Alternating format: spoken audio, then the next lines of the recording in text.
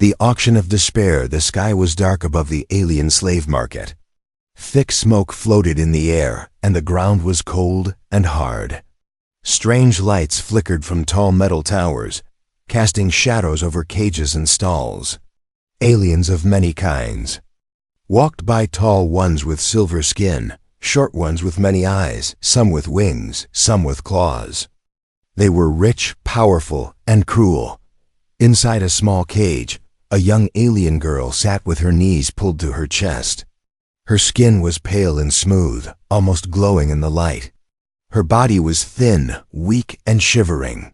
She had no clothes except a thin cloth around her. Her lips were dry. Her voice was tired. "My body is perfect," she whispered, barely loud enough to hear. "You can have me. For food, if you want." No one answered. Aliens passed by her cage and looked the other way. Some laughed. Some didn't even see her. One merchant sneered and said, "Not worth a single credit. Let her rot." She lowered her head, trying not to cry. Her stomach growled. She hadn't eaten in 3 days. She was once part of a noble bloodline, raised in a city of golden walls. But war came. Her people lost. She was captured and sold like meat, again and again. And now she had ended up here in the auction of despair. The auctioneer yelled loudly for the next item. Another alien was dragged onto the stage. The crowd cheered. The girl watched from her cage. Her eyes were hollow. She had no strength left to hope, no dream left to hold. Only one thought remained in her mind. If someone wants to eat me, at least I won't feel hunger anymore. She slowly pushed herself up, stood at the bars, and whispered again. "My body is still warm, soft, strong enough for one last meal, please." Suddenly, a tall figure stepped near her cage. She flinched. His boots were old but strong. His jacket was thick with dust. He had human skin, rough tan, not like the others. His eyes were tired but kind. A scar ran down his jaw. He wasn't like the rich aliens who mocked her. He looked alone. He crouched near the cage and stared at her quietly. She looked back at him. She tried to speak, but her voice cracked. "You want me for food too?" The human didn't answer. He looked at her, really looked. Not like a thing, not like meat. His eyes moved to her arms, her face, her broken ankle, the bruises on her side. Then, slowly, he stood up. "How much for her?" the man asked the merchant. The merchant laughed. "Her? Free, if you take her now. Useless and near death." The human dropped 3 silver tokens into the merchant's hand. "You're paying?" The merchant said, shocked. "Fine, take the trash." The cage door creaked open. The girl fell back in fear, thinking he would strike her or drag her. But the human stepped inside, reached down, and gently lifted her into his arms. She was too light like a dry leaf. "Well, why?" she asked in a whisper. "What do you want from me?" "Nothing," the human said quietly. "You need help." As he carried her through the market, silence followed. Some laughed, others stared. One alien even shouted, "Hey, human, she's no good for fun or food." The man didn't reply. He kept walking. She looked up at his face, confused. She had offered herself as food, and this human had bought her, not to eat, not to use, but to carry.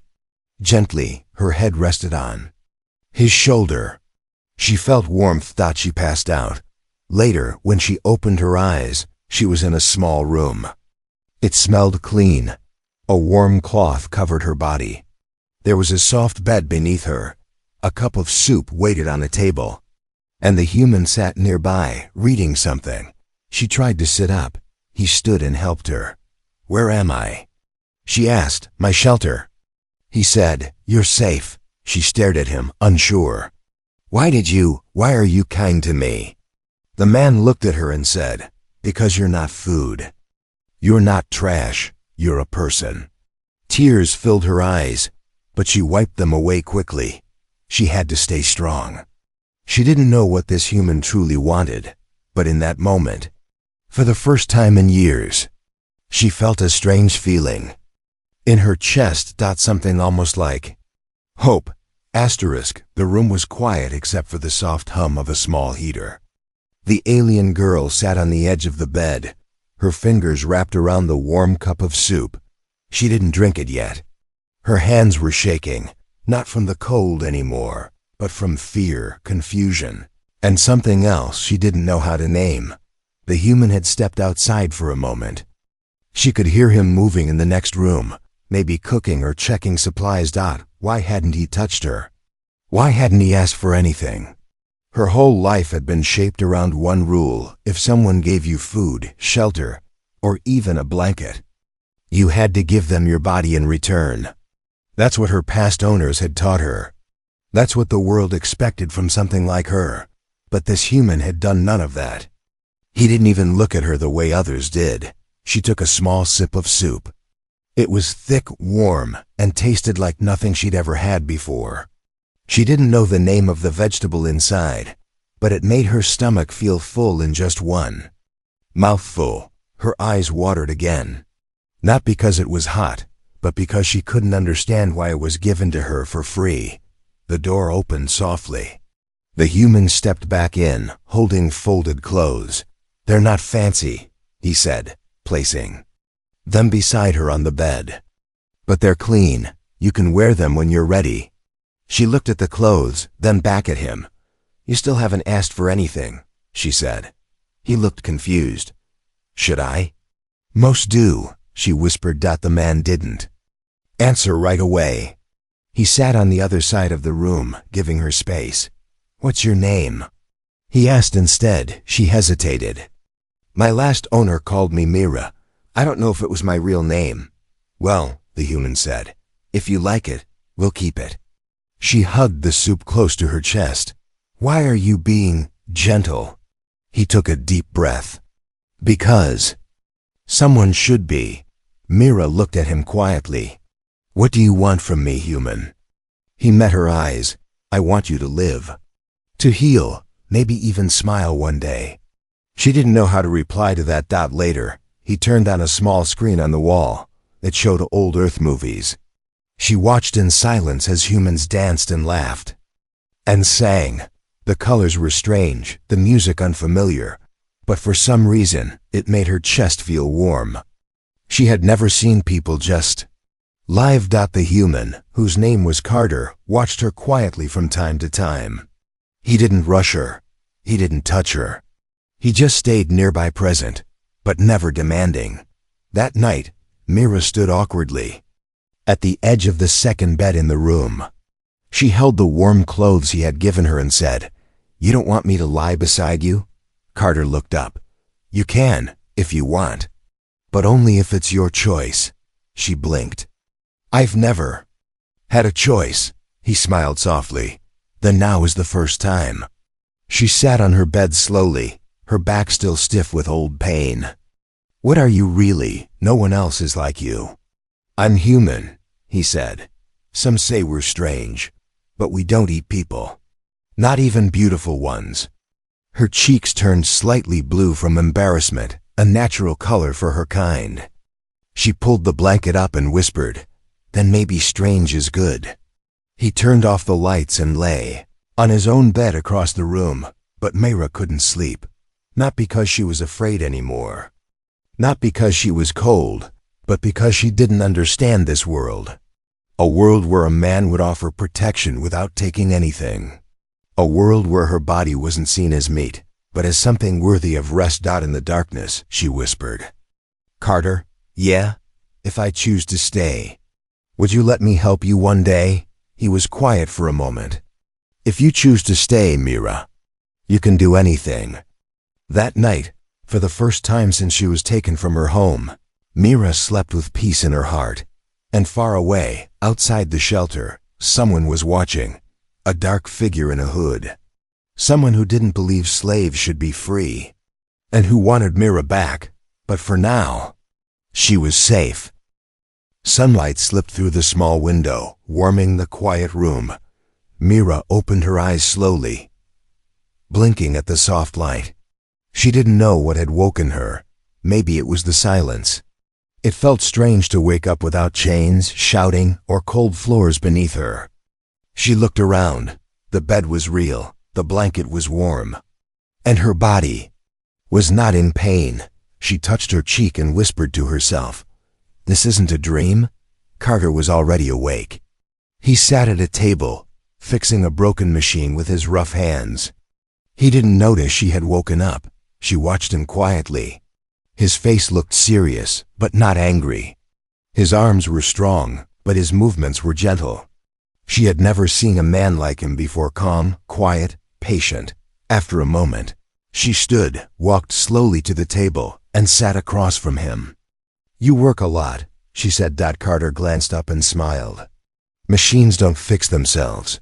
She tilted her head. "Do you fix everything?" "Everything I can," he said, wiping his hands. She looked down at her fingers. "Can you fix broken people too?" He stopped for a second, then answered, "Not alone. But I can help if they want me to." She didn't respond. But deep inside, something shifted. After breakfast, Carter showed her on the shelter. It wasn't big, just 2 rooms, a storage area, and a small greenhouse full of growing plants. Mira walked slowly, her steps still unsure, her body still weak. She stopped in front of a mirror on the wall. At first, she looked away quickly, then slowly she turned back and stared. Her reflection was thin, bruised, and tired. But there was something new in her eyes, a spark that wasn't there before. "I'm still here," she whispered to herself. "I survived." Later that day, Carter gave her a soft towel and led her to a small washroom. "You can clean up," he said. "Take your time." She looked confused. "Alone?" "Of course." She touched the towel carefully. "You don't want to watch?" Carter raised an eyebrow. "What? No, why would I?" Mira stared at him. Then she gave a small, shaky laugh, the first time she had ever laughed in front of another person. "I thought all males wanted that," she said. He smiled. "You'll learn that not all do, especially not me." She closed the door slowly and locked it behind her. In the mirror, she saw herself again. This time, her hair was messy, her skin dusty, but she wasn't afraid.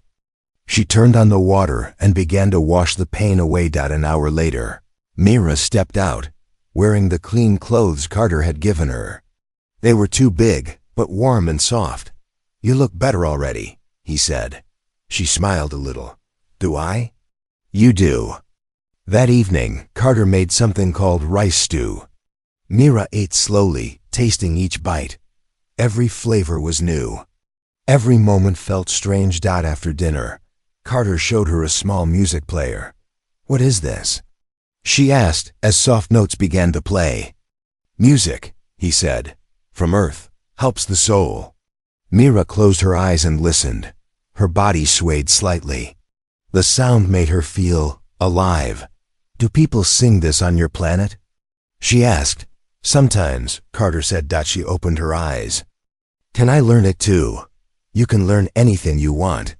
The next few days passed gently. Carter didn't push her. He didn't ask questions about her past.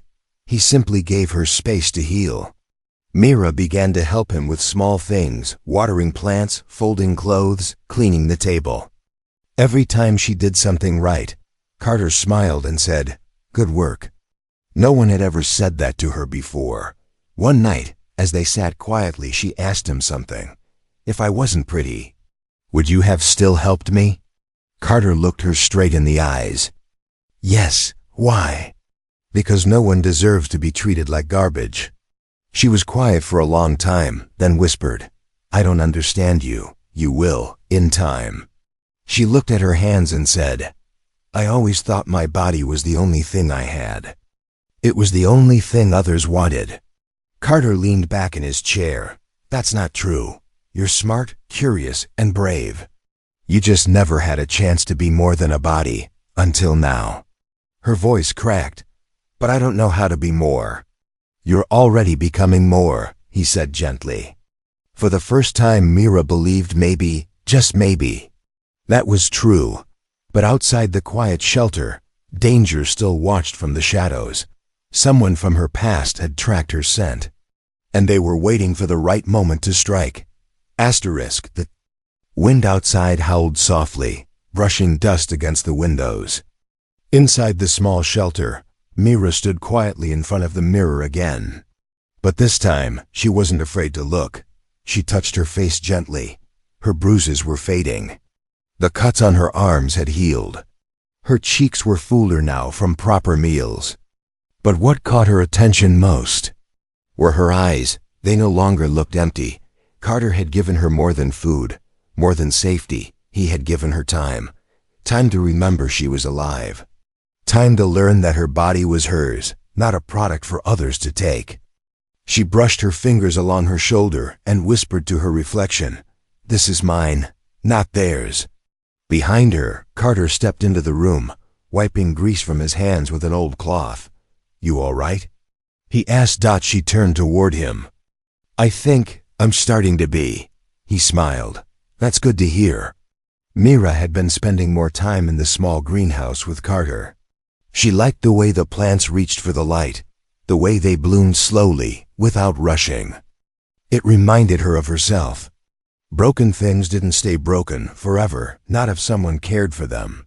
She even helped Carter repair one of the old cleaning bots. Her small fingers were better for delicate wires. "You're a fast learner," Carter told her. "No one ever taught me before," she said. "Everyone just wanted one thing." He looked at her seriously. "Not everyone." She nodded, slowly believing that. Later that day, Carter handed her something, a small bag with a new set of clothes inside. "What's this for?" she asked. "I thought you might want something that fits," he said. "We can't keep you in my oversized stuff forever." She took the bag with both hands. "You bought this?" "For me, of course." She walked back to the mirror with the clothes, holding them against her body. She turned her head to the side, then back again. The fabric was soft and light blue, her favorite color, though she had never told him that. "How did you know?" she asked quietly. "Just a guess," Carter replied with a small grin. That evening, Mira changed and walked into the common room wearing the new clothes. Carter paused when he saw her. "You look different," he said. "I feel different," she replied. "Like I'm real now." "You were always real, Mira." She sat down beside him on the small bench. "Do you think beauty is all I have?" "No," Carter said firmly. "You've got a sharp mind, a kind heart, and the strength to survive things most can't imagine. That's what makes you special." She looked at him, trying to believe his words. "I still hear their voices," she said. "The ones who used me. They told me I was nothing but a pretty face." "Good for one thing, they lied," Carter said. "And you don't have to listen to them anymore. But sometimes I still feel like I owe something. Even to you." "You don't," he said gently. "Not even a little." She stared at the floor. "Then why do you stay with me?" "Because you matter, because I care." The room went quiet. After a long pause, Mira whispered, "I want to be more." "You already are," he said. She looked up. "Then help me learn who I am, not just what I look like." Carter nodded, every step of the way. They worked side by side the next few days. Mira began reading children's books to learn Carter's language better. She laughed when she mispronounced words, and he laughed with her, never at her. Slowly she was learning to laugh without guilt. But one night, after they ate, Mira sat beside him again, more serious this time. "Carter, if someone ever tries to take me again." "They won't," he said quickly. "But if they do," she pressed, "promise me you won't treat me like something to be protected." "I want to protect myself too." He hesitated, then nodded. "All right, but you won't face them alone," she smiled softly. "That's all I ask." Outside the shelter, someone was already preparing. A silent figure had placed a tracker near the greenhouse. The signal had been sent. The buyer who lost her in the market had never forgotten her perfect body or how she escaped. He had promised to return, and now He was coming, but Mira didn't know that yet. That night, she stood in front of the mirror again, this time in her blue clothes, her back straighter, her chin lifted. Her body was still beautiful, but now it was her own dot, and for the first time, when she looked at herself, she didn't just see a body, she saw a person. Night had fallen again over the desert. The stars above were bright and cold, watching in silence. Inside the shelter, Mira slept peacefully for once. Her breathing was soft, her arms wrapped around the small pillow, and her face calm. She had stopped having nightmares. She had stopped whispering in her sleep. She was healing, but danger was moving. Not far from the shelter, 3 shadows crouched behind the dry rocks. They weren't human. One was tall and scaly, the second moved on. 4 limbs, and the third had metal eyes that glowed red in the dark. "She's here," the tall one growled. "We tracked her scent." "I don't see any guards," said the metal-eyed one, "just the human." The 4-legged one hissed, "Then we take her back, tonight." Inside the shelter, Carter sat at the table, quietly fixing an old lantern. His rifle leaned against the wall nearby. He didn't expect trouble, but he never trusted peace to last long in this world. Suddenly, the sensor alarm blinked red. A silent warning. Carter stood quickly, picked up the rifle, and moved toward the window. He saw nothing at first, but his eyes narrowed. The desert wind had shifted. Footprints. Leading closer, he moved fast to Mira's room. "Mira," he whispered, shaking her shoulder gently. She opened her eyes, blinking. "Carter, get up. Now we're not alone." Her body tensed. She sat up quickly, fear flashing in her eyes. "They found me. I think so." She grabbed the blanket with shaking hands. "What do we do?" Carter looked at her, calm but serious. "We don't run. We stand." For a moment, her old fear tried to take control. Her breathing grew fast. Her chest tightened, but then she remembered what he had told her. "You're strong. You've already survived worse." Mira stood up slowly and said, "I'm not going back." Carter nodded. "That's the spirit." He gave her a small stun blade. It hummed softly in her palm. It wasn't much, but it was hers. They waited together by the door, listening. The shadows moved closer, crawling around the walls. One figure slipped through a broken vent and entered the hallway silently. Mira held her breath. The metal-eyed alien entered first, scanning the room. But Carter was ready. With a quick step, he fired a warning shot beside its head. "Leave," Carter said coldly. "Now." The alien turned toward him, grinning. "She belongs to us. Not anymore." Suddenly, the second attacker smashed through the side wall. The 4-legged beast leapt forward, claws ready. Mira screamed, but didn't run. Instead, she jumped back, then struck with the stun blade. The creature hissed in pain as blue sparks lit its body. Carter shot again, this time hitting the beast's leg. It howled and collapsed. The tall one charged in from behind, grabbing Mira by her arm. "You're coming back, girl." But she kicked hard, twisted, and stabbed the blade into his side. "I'm not your girl." The attacker growled in pain and dropped her. Carter fired one last shot, hitting the ceiling light above them. The glass exploded, raining sparks down. The aliens backed off, growling. "You were sold," the tall one screamed. "Your property." Carter stood in front of Mira and aimed the rifle. "She was never property. And if you ever come near her again, you'll leave in pieces." The metal-eyed one spat. "This isn't over." Then they ran, dragging their injured with them into the night. Silence returned. Mira dropped the blade. Her hands were shaking again, but this time it wasn't just fear, it was power. She had fought back. She had hurt the ones who hurt her.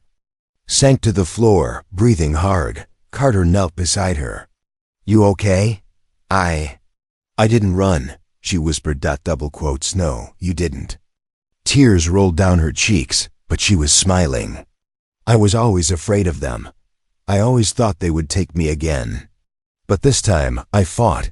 You were brave, Carter said. More than brave. She looked up at him. They'll come again, won't they? Maybe, he said. But next time we'll be ready. She nodded. Then teach me more. Carter helped her up. Starting tomorrow, no more running. You're free now. But freedom must be defended. She looked out the window into the stars. I'm not just a body anymore, she whispered. I'm someone worth protecting. And now she was ready to protect herself too. The sun rose over the desert, its light falling softly on the quiet. Shelter. But inside something had changed. Mira was no longer hiding in the corners. She stood tall now, her shoulders straighter, her eyes sharper. Her hands were rougher from work, and her voice was stronger. That morning, she was already awake before Carter. She made breakfast: simple bread, fruit slices, and warm water. She placed it on the table, then smiled when Carter walked in, rubbing sleep from his eyes. You're up early, he said. I wanted to do something for you, she replied. You've done so much for me. He smiled as he sat down. Thank you, Mira. They ate in comfortable silence. There were no chains, no fear, no dark thoughts hanging over her head like before. Every sunrise now felt like a gift. She was finally allowed to open. After breakfast, Mira picked up the training blade Carter had given her. It wasn't sharp, but it felt heavy and real in her grip. They had trained every day since the attack. At first she had stumbled. She dropped the blade, missed her steps, and flinched at sudden moves, but not anymore. Now, she moved with purpose. Carter stepped outside with her and began the daily lesson. The desert wind blew gently as Mira stepped into position. She copied his stance, then practiced a swing, another, then a block. Good, Carter said. Again, she moved faster. Her strikes were clean. Her balance was better. She didn't flinch. She didn't hesitate. After 30 minutes, Carter held up a hand. Take a break. Mira sat on a rock, sweat running down her face. She drank water, breathing hard but smiling. I used to think I couldn't fight, she said. You always could, Carter replied. You just needed someone to tell you. Mira looked out over the horizon. You were the first. Later that day, Carter left to gather supplies from a nearby outpost. It was a half-day trip, and Mira offered to stay behind and watch the shelter. He hesitated at first, but she insisted. I'm not the girl who was in a cage anymore, she said. I'll be fine, he nodded. Lock the doors, don't open for anyone. She watched him ride off, then turned back to the shelter. The moment the door closed behind her, she took a deep breath and whispered, Okay, Mira, time to prove it. Instead of resting, she cleaned the greenhouse, checked the tools, and repaired the small water filter Carter had been meaning to fix. Her hands moved with confidence. Her thoughts were clear. But then, something strange happened. While searching through old storage boxes, she found something. A small datapad with faded marks on the side. When she turned it on, the screen flickered to life, and there saved in the memory was her old name, her true name, Mireia of Siluran. She froze. No one had called her that in years. That name belonged to a daughter of scholars, a girl who studied stars and maps, a girl with dreams. Her breath caught in her throat. She sat down slowly, staring at the screen. Mireia. It felt powerful on her tongue, like finding a missing part of her heart. When Carter returned that evening, Mira greeted him with a bright smile. Everything okay? He asked. She nodded. Better than okay. He noticed something different. Her eyes held something deeper. Carter, she said, standing in front of him. I have something to tell you. He set down his supplies and listened. My real name, before everything, was Mireia. I found it today. He didn't speak right away, just looked at her with respect. That's a strong name, he said finally. She nodded. It feels like mine. Carter stepped closer. So what do you want me to call you now? She smiled. Myra helped me survive, but Myrea will help me live. He gently took her hand. Then Myrea it is. That night she cooked dinner. They sat together outside, under the stars. The desert wind was soft, and the stars above blinked quietly. Myrea looked up and whispered, Someday, I want to help others, like you helped me. You already started, Carter said. You helped yourself first. That's the hardest part. She leaned back and smiled. You know, I used to think my voice had no value. I only spoke when ordered. I only lived when told. And now? He asked. Now I speak because I choose to, and I live because I want to. Myrea closed her eyes, feeling peace in her chest. She had reclaimed her voice. She had taken back her name. And nothing in the stars could take that away. The morning was soft and golden as sunlight warmed the shelter walls. Myrea stood outside in the greenhouse, carefully placing a new seedling into the soil. Her hands were gentle, but her grip was strong. She pressed the dirt around the roots, then sat back on her heels with a satisfied breath. The plant would grow. Just like her. Behind her, Carter stepped out carrying 2 mugs of warm tea. He offered one to her, and she took it with a smile. You're getting good at that, he said. Nodding at the small green leaves, I'm learning, she said. Everything grows when it's given the chance. They sipped their tea in silence, enjoying the quiet wind and the soft hum of the desert waking up.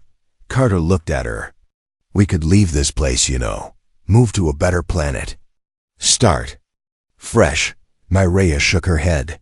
Not yet. I need to stand here a little longer. This was the first place I was treated like a person. I want to honor that. He understood. There were no more chains holding her. But her roots, like those of the plants she now cared for, had begun here. That afternoon, a merchant's ship arrived near the ridge, bringing supplies and information. The pilot was human, a woman named Jo. She stepped down and greeted Carter with a nod, then turned to Myrea and raised her brow. You're the girl who used to be in the cage, aren't you? Jo asked bluntly. Myrea didn't flinch. She met her gaze. I was not anymore, Jo smirked. Yeah, I can see that. Heard rumors. Some buyers are angry you disappeared. But word spreading, human man gave up credits for a slave. And never touched her. Thought it was a joke. Carter said nothing. He just looked at Myrea, but she stepped forward. It's not a joke, it's proof. That people like me don't have to stay broken. That we can fight, grow, and choose. Jo tilted her head, then gave a small smile. Well, I'll be damned. Good for you. After Jo left, Carter asked, That didn't bother you? Myrea shook her head. Not anymore. They can say what they want. I know who I am. That night, she sat with Carter near the fire. She stared up at the sky, the stars so clear they looked close enough to touch. I've never asked, she said. Why did you help me that day? Carter looked into the fire. Because I saw someone who still had light inside her. Even if she couldn't see it yet, she turned to him, her voice soft. And now? Now I see someone strong, someone proud, someone I admire. Myrea felt something rise in her chest, warm and overwhelming. For so long her worth had been judged by how her body looked, how obedient she was, how silent she stayed. But here, with Carter, she was loved for everything else. Her voice, her growth, her spirit. She reached out and gently touched his hand. You've given me everything, and asked for nothing. I didn't want anything, Carter replied. I just wanted you to be free. She leaned closer. But I want to give something back. You already have, he said. You gave me hope. She laughed quietly. You rescued me, and you made me stay. They sat together for a long time in silence. Then Myrea said something she'd never said before. I want to build a life with you. Carter didn't answer with words. He took her hand in both of his, pressed it to his heart, and smiled. In the weeks that followed, they built more than just memories. They added new rooms to the shelter. Mireya learned how to grow food, use tools, and fix small machines. They welcomed travelers who needed help. And whenever a frightened girl passed through, Mireya would offer a warm blanket and say, "You're not what they told you. You are someone, and you can still become more." One day, years later, a young alien girl came running to her, shivering and alone. Mireya wrapped her arms around her and whispered the words Carter had once said, "You're not food. You're not property. You are a person." And in that moment, Mireya finally knew she hadn't just survived. She had become someone others could look up to, someone worth loving, someone no longer defined by the past, just a girl who had once offered her body for food, but was saved by a human who gave her something far more powerful, a choice.